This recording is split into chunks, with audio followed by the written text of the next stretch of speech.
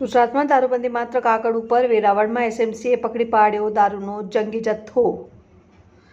ગુજરાતમાં દારૂબંધીના ધજાગડા ફરી એકવાર ઉડતા નજરે પડી રહ્યા છે। જાણે કે બુટલેગરને પોલીસના કોઈ ડર ન હોય તેમ લાખો કરોડોના રૂપિયાનું વિદેશી દારૂ બિંદાસ ગુજરાતની સરહદોમાંથી ઘૂસી રહ્યા છે। તાજેતરમાં ગીર સોમનાથ જિલ્લાના મુખ્ય મથક વેરાવળમાંથી સ્ટેટ મોનિટરિંગ સેલ એટલે કે એસએમસી દ્વારા થયેલી કાર્યવાહીથી દારૂબંધીની વાસ્તવિકતા સામે આવી છે। વિગતે વાત કરીએ સમગ્ર ઘટના વિશે। આ અહેવાલમાં આપ જોઈ રહ્યા છો ન્યૂઝ 7 ઇન્ડિયામાં। હું છું આપણી સાથે પરમાર ભગીરથસિંહ। દારૂબંધી માત્ર કાગળ ઉપર છે, આ વાત અનેક વખત સાબિત થઈ ચૂકી છે, કારણ કે પોલીસ દારૂ પકડે છે, બુટલેગર ઉપર એફઆઈઆર થાય છે અને છતાં ફરી લાખો કરોડો રૂપિયાનો દારૂ ગુજરાતમાં આવે છે।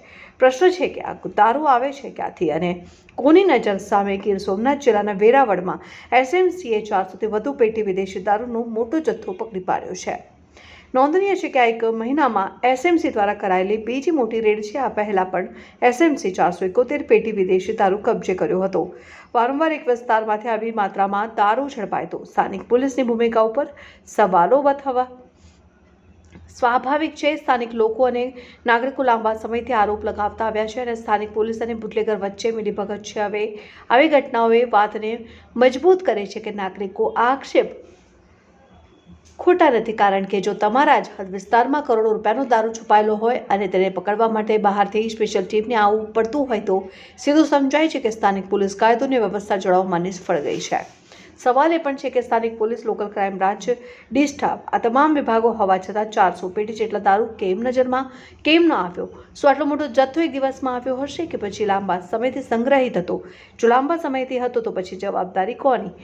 ગુજરાતમાં વારંવાર એવું જોવા મળે છે કે મોટા કાંડ બાદ માત્ર પીઆઈને સસ્પેન્ડ કરીને મામલો ઠંડો પાડી દેવામાં આવે છે, પરંતુ હકીકતમાં તપાસ થવી જોઈએ કે દારૂ કઈ રીતે આવ્યો, કોણ સંડોવાયેલો હતો અને માત્ર અધિકારી જ નહીં પરંતુ અન્ય કર્મચારીઓની પણ જવાબદારી નક્કી થવી જોઈએ। સાથે જ સ્થાનિક પોલીસ અને કર્મચારીઓની મિલકત અને આવકની પણ તપાસ થવી જોઈએ, તો ખબર પડે કે આટલા પૈસા કમાય છે ક્યાંથી। વેરાવળમાં ઝડપાયેલા જથ્થાની ગણતરી ચાલી રહી છે ત્યારે સ્થાનિક પોલીસ પણ સવાલોની ઝડી ચાલી રહી છે। આ વાત સમાચાર માટે જોતા રહો ન્યૂઝ 7 ઇન્ડિયા ઉપર। Bureau chief Parmar Bhagirathsinh, news 7 India.